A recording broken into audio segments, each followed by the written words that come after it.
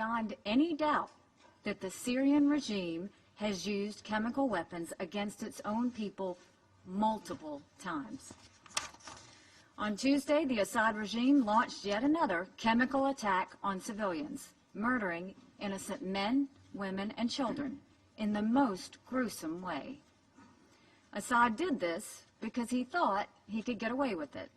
He thought he could get away with it because he knew Russia would have his back. That changed last night.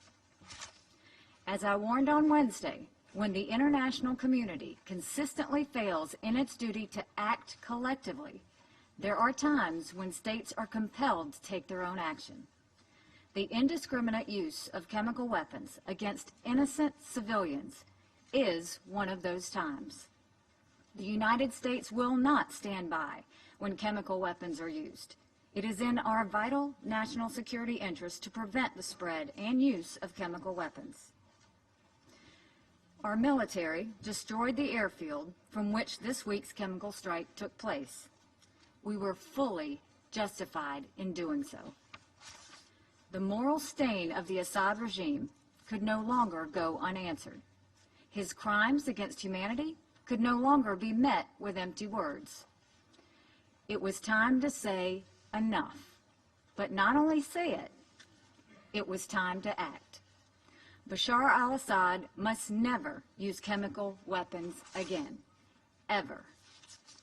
Now, while the Syrian regime is responsible for the chemical weapons attack, it is not the only guilty party.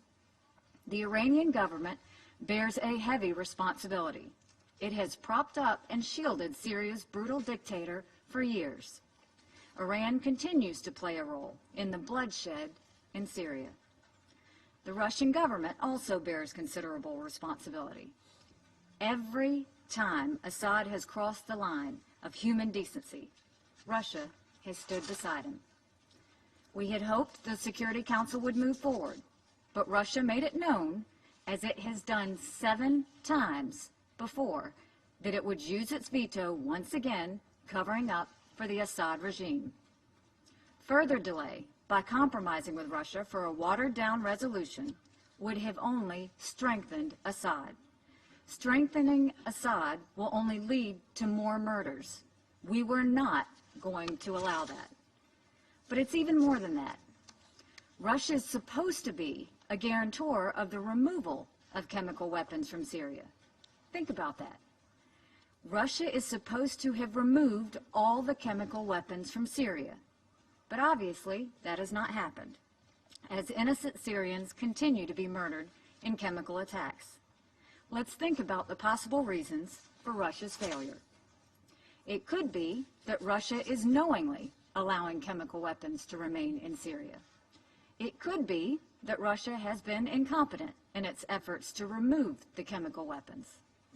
Or it could be that the Assad regime is playing the Russians for fools, telling them that there are no chemical weapons, all the while stockpiling them on their bases. The world is waiting for the Russian government to act responsibly in Syria. The world is waiting for Russia to reconsider its misplaced alliance with Bashar Assad. The United States will no longer wait for Assad to use chemical weapons without any consequences. Those days are over. But now we must move to a new phase, a drive toward a political solution to this horrific conflict. We expect the Syrian regime and its allies to take the UN political process seriously, something they have not done up until this point. We expect Russia and Iran to hold their ally accountable and abide by the terms of the ceasefire. We expect this council to speak loudly and forcefully when the regime or its allies undermine the political process, and countless of our own resolutions. The United States took a very measured step last night. We are prepared to do more, but we hope that will not be necessary. It is time for all civilized nations to stop the horrors that are taking place in Syria and demand a political solution. Thank you.